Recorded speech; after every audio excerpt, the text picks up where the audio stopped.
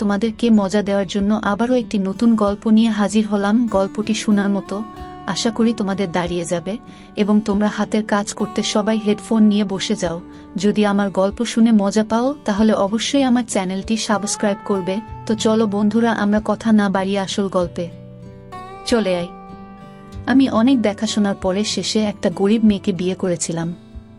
তার একটা 13 বছরের বোন ছিল। বিয়ের সময় আমার বউয়ের সাথে তার বোনও আমার বাড়িতে চলে আসে, আর সে সারাদিন আমার বউয়ের সাথে থাকত। এতে আমার অনেক রাগ হতো। সে রাতের বেলায়ও আমাদের ঘরে এসে ঘুমাতো।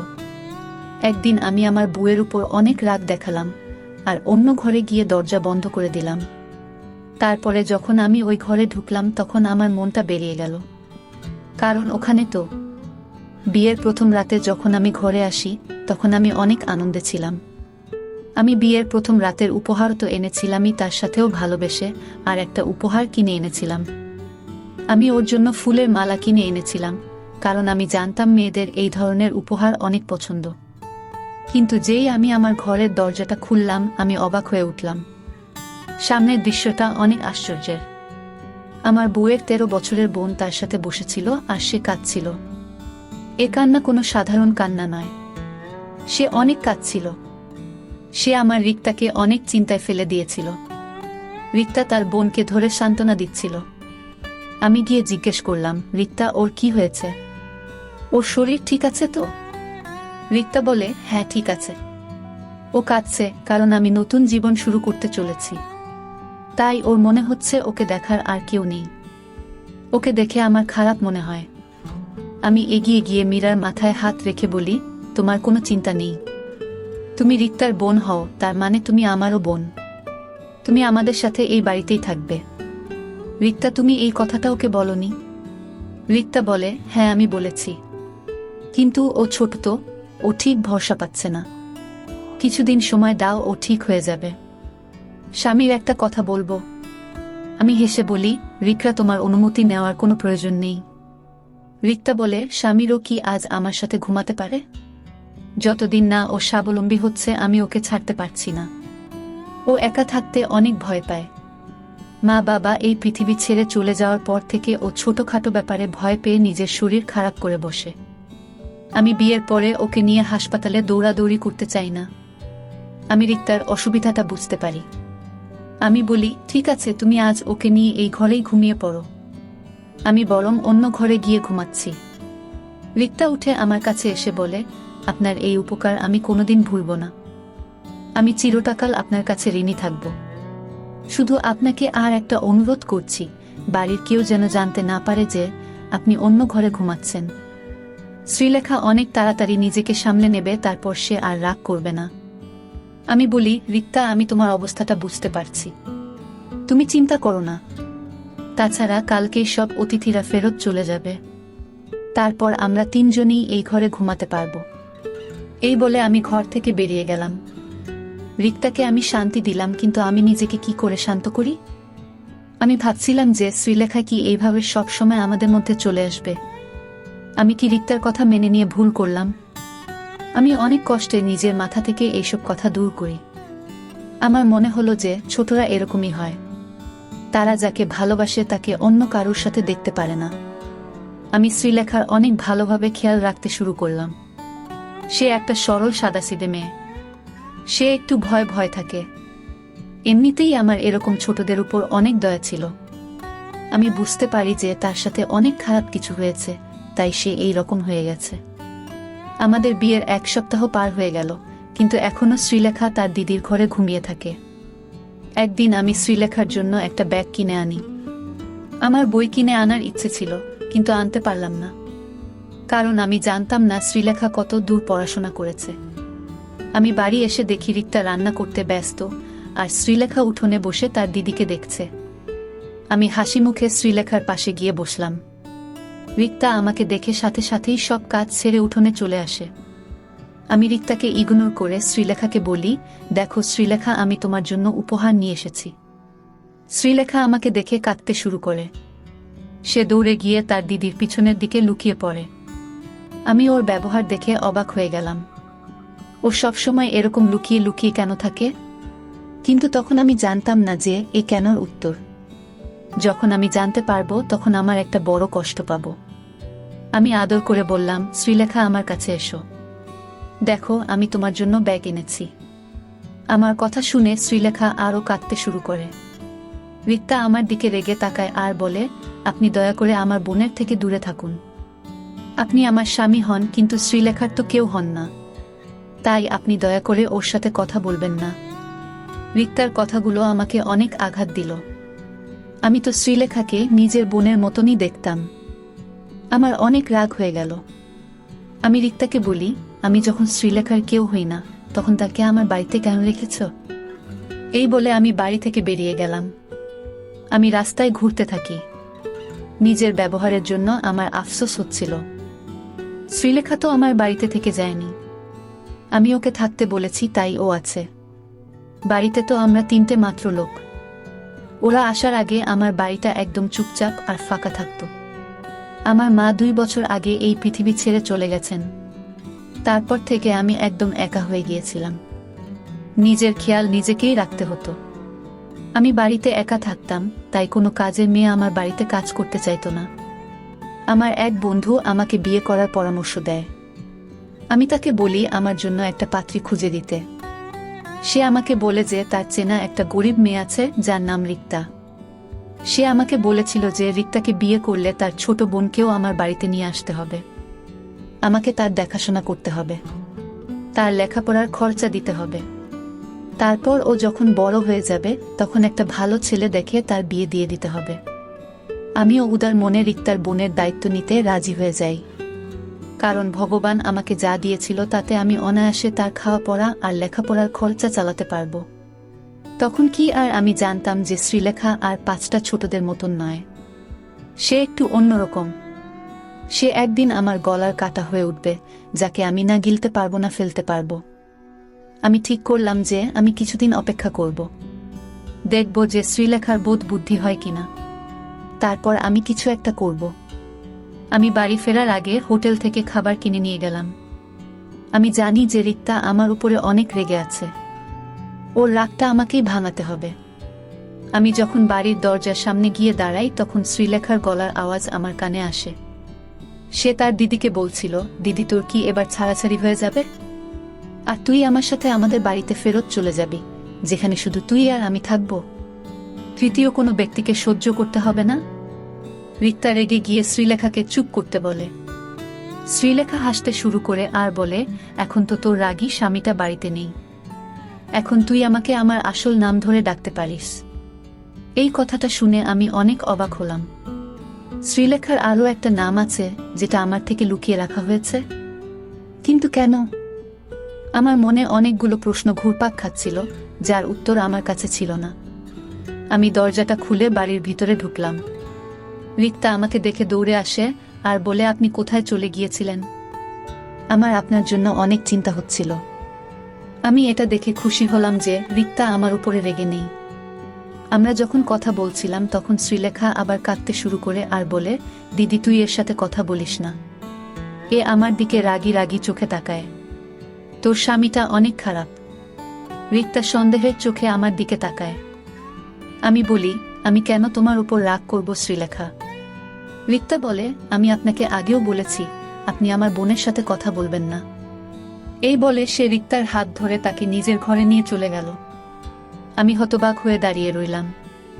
এবার আমার সন্দেহ হয় কিছু একটা গন্ডগোল আছে। এতদিন আমি শ্রীলেখার ব্যবহারকে তার ছেলেমানুষই ভাবতাম, কিন্তু ব্যাপারটা অতটা সহজ নয়। রিক্তার প্রতিদিনের মতো আমার জলখাবার বানাচ্ছিল। হঠাৎ সে কাজ থামিয়ে জিজ্ঞেস করে, বলেন আপনি শ্রীলেখার জন্য ব্যাগ কেন কিনে এনেছিলেন? আমি বলি, আমি চাই যে শ্রীলেখা পড়াশোনা করুক। রিক্তা হেসে বলে, পড়াশোনা? কিসের পড়াশোনা? শ্রীলেখা তো কোনোদিন স্কুলেই যায়নি, ওর পড়াশোনা করার ইচ্ছে নেই, তাই আমরা ওকে স্কুলে ভর্তি করাইনি। কথাটা আমার খুব একটা ভালো মনে হলো না, কিন্তু আমি আগে থেকেই রেগেছিলাম, তাই আর কথা বাড়ালাম না। আমি অফিসের জন্য বেরিয়ে গেলাম, কিন্তু শ্রীলেখার কথাগুলো আমার মাথায় ঘুরতে থাকে। তার অদ্ভুত রকমের আচরণ, আমাকে দেখে কেঁদে ফেলা, আর আমার আর রিক্তার ছাড়াছাড়িতে খুশি হওয়া, এইসব তো কোনো সাধারণ লক্ষণ নয়। আর শ্রীলেখা কোনো শিশুও নয়, সে 13 বছরের একটা মেয়ে। এই বয়সের মেয়েরা তো অনেক কিছু বোঝে। ব্যাপারটা অতটাও সহজ নয় যতটা আমি ভেবেছিলাম। বিকেলে যখন আমি বাড়ি ফিরে এলাম তখন শ্রীলেখা আমাকে রাগানোর অনেক রকম চেষ্টা করে। আমাকে দেখে অদ্ভুত রকমের আচরণ করতে শুরু করে। আমি যখন রিক্তার সাথে কথা বলতে যাই তখন সে রিক্তার হাত ধরে তাকে ঘরে নিয়ে চলে যায়।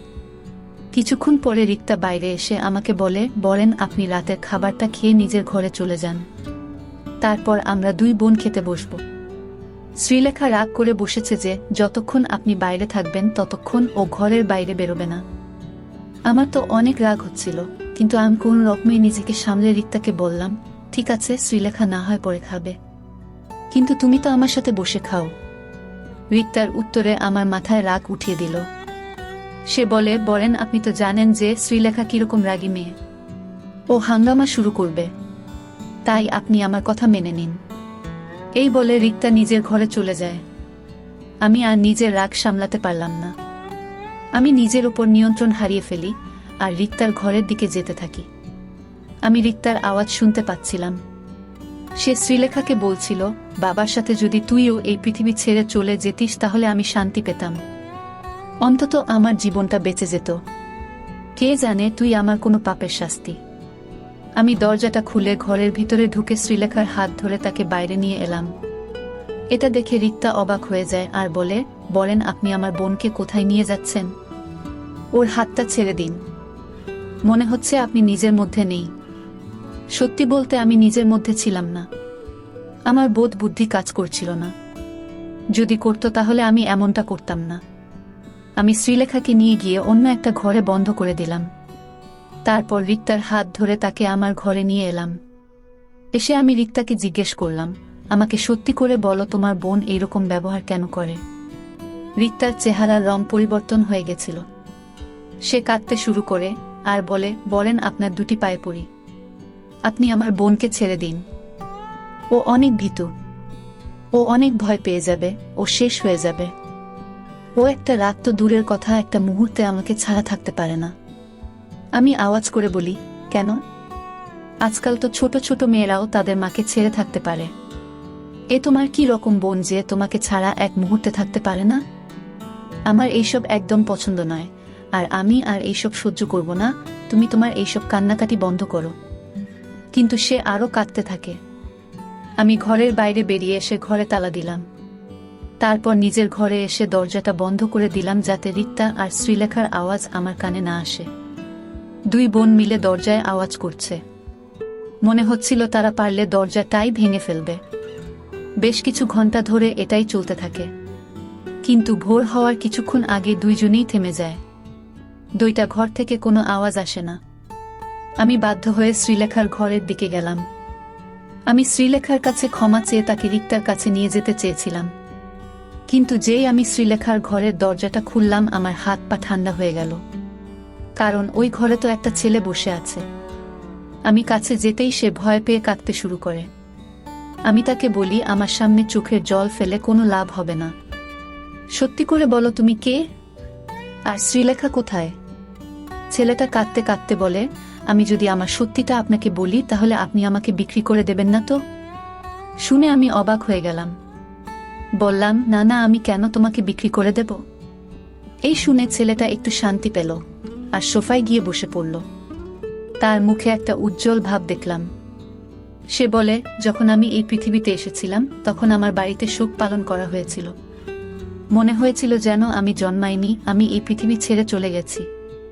আমি যখন বড় হতে থাকি তখন আশেপাশে অনেক অন্যায় দেখেছি। আমার বাবা আমার মাকে মেরে মেরে শেষ করে দিত। বাবা আমার দিকে তাকিয়ে মাকে বলতো, এর থেকে ভালো হতো যদি তোর কোনো সন্তান না হতো।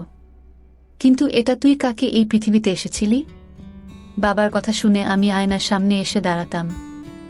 রিক্তা বলতো যে বাবার কথায় কান্না দিতে। আমি নাকি অনেক ভালো দেখতে। কিন্তু আমি যদি ভালো হই তাহলে আমার জন্য মাকে কেন মার খেতে হয়? আমি রিক্তার কাছে টাকা চাইলে সে আমাকে 2 টাকার নোট ধরিয়ে দিত। আমি দৌড়ে দোকানে গিয়ে মায়ের জন্য আমার পছন্দ মতন টফি কিনে আনতাম। এসে মাকে সেটা খাওয়াতাম আর বলতাম, মা এটা খেয়ে নাও, তুমি আরাম পাবে। মা আমাকে ধরে ফুপিয়ে ফুপিয়ে কাঁদত। তখন আমি অনেক ছোট ছিলাম। আমার বয়সী ছেলেরা সারাদিন খেলে বেড়াতো, কিন্তু আমার খেলতে ভালো মনে হতো না। আমি সারাদিন বাড়িতে বসে মাকে পাহারা দিতাম, যাতে বাবা এসে আবার মাকে না মারে। কিন্তু আমি অনেক চেষ্টা করা সত্ত্বেও 3-4 দিন পর পরই মা বাবার হাতে মার খেত। আমি আমার ছোট ছোট হাত দিয়ে মায়ের পায়ে ম্যাসেজ করে দিতাম যাতে মা আরাম পায়। কিন্তু মা নিজের যন্ত্রণা ভুলে আমার ছোট ছোট হাতে আদর খেত আর কাঁদত। মা বলতো, আমার মার খেতে কষ্ট হয় না, তোর এইসব আচরণ দেখে আমার কষ্ট হয়। একদিন মা বাজার থেকে আমার জন্য একটা সাইকেল কিনে আনে আর বলে, তুই তো বাইরে খেলতে যাস না, তাই বাড়িতেই তোর খেলার জিনিস এনে দিয়েছি। আমি সাইকেলটা পেয়ে অনেক খুশি ছিলাম। আমি খুশি হয়ে মাকে আদর খাই। তারপর থেকে রোজ রোদের মধ্যে আমি সাইকেল চালিয়ে বেড়াতাম। মা বলতো, এই শেষবার তোকে আমি রোদে খেলতে দিচ্ছি, এরপর থেকে তোকে আর রোদে বের হতে দেব না। আমি কিছুক্ষণ পর পরই সাইকেল থেকে নেমে সাইকেলটাকে আমার পোশাক দিয়ে দিয়ে মুছতাম, যাতে ওটা সব সময় নতুন মনে হয়। একদিন রাতে যখন বাবা বাড়ি ফেরে তখন আমি সাইকেল থেকে ঝুলছিলাম। বাবা জিজ্ঞেস করে, ওকে এই সাইকেলটা কে কিনে দিয়েছে? বাবা আমাকে 2টা মেরে আমাকে সাইকেল থেকে নামিয়ে আনে, তারপর কুড়াল দিয়ে সাইকেলটা ভেঙে দেয়। এটা দেখে আমার চোখে জল চলে আসে। আমি রাতে না খেয়ে ঘুমাতে চলে গেলাম। রাতে মা আমার ঘরে আসে, আমার পাশে বসে বলে, বাবু, আজ তোর সাথে আমার কিছু কথা আছে। তোর এখন 4.5 বছর বয়স হয়ে গেছে, তুই এখন অনেক কিছু বুঝিস। এখন তোর মা তোকে সব কথা বলতে পারে, তাই না? আমি মাথা নাড়লাম। মা আমাকে জিজ্ঞেস করে, তোর দিদির নাম কি? আমি বলি, রিক্তা। মা বলে, আর তোর নাম কি? আমি চুপ করে যাই। আমি বলি, বাবা আমাকে কমজাত বলে, তুমি আমাকে বাবু বলো। এর মধ্যে আমার নাম কোনটা? আমার মায়ের চোখ সবসময় ছল ছল করত, আজও তার চোখে পানি দেখতে পাই। মা বলে, তোর কোনো নামই নেই। তোর 4.5 বছর বয়স হয়ে গেল, কিন্তু এখনো আমি ঠিক করতে পারলাম না যে তোর কি নাম রাখব। বুঝতে পারছি না তোকে ছেলেদের নাম দেব না মেয়েদের নাম। আমি বলি, আমাকে মেয়েদের নাম কেন দেবে? আমি তো ছেলে। তারপর মা মাথা নেড়ে বলে, না, তুই ছেলে মেয়ে কোনোটাই নোস, তুই হলি তৃতীয় মানুষ, থার্ড জেন্ডার। তখন আমার বয়স অনেক কম ছিল, তাই আমি মায়ের কথা ঠিক বুঝতে পারলাম না। মা বলে, আমি তোকে ছেলেদের নাম দেব না, কারণ তুই যখন বাইরে বেরোবি তখন লোকে অনেকটা কথা বলবে। আমি তোর নাম শ্রীলেখা রাখব। তুই যখন বাইরে বেরোবি তখন মাথায় ঘোমটা দিয়ে বেরোবি, আর চেষ্টা করবি সবসময় বাড়িতেই থাকার, কারণ বাড়ির ভিতরে তুই সব থেকে বেশি নিরাপদ থাকবি। আমি রেগে গিয়ে বলি, না, আমি ঘোমটা দেব না, আমি ছেলে। মা বলে, আমার কাছে একদম সময় নেই বাবা, না হলে তোর সব কষ্ট আমি নিজে নিয়ে নিতাম, কিন্তু এখন আমাকে এক জায়গায় যেতে হবে। আমি মাকে ধরে কাঁদতে কাঁদতে বললাম, আমাকেও তোমার সাথে নিয়ে চলো মা। মাও আমাকে ধরে অনেক কাঁদে। তারপর আমি যখন ঘুমিয়ে পড়ি তখন আমাকে রিক্তার কাছে শুইয়ে দিয়ে মা চলে যায়। সকালে আওয়াজের শব্দে আমার ঘুম ভাঙে। রিক্তা অনেক কাঁদছিল। আমি যখন বাইরে আসি তখন দেখি মা শুয়ে আছে। রিক্তা আমাকে ধরে কাঁদতে কাঁদতে বলে, মা আর নেই। আমি তার মাথায় মেরে বলি, চুপ করো, মা ঘুমোচ্ছে, মায় উঠে যাবে। রিক্তা আমাকে ঘরে নিয়ে গিয়ে আমার মাথায় পোশাক দিয়ে বলে, আজ থেকে তুই শ্রীলেখা। তোর মায়ের কথা মনে আছে তো? আমি মাথা নাড়লাম।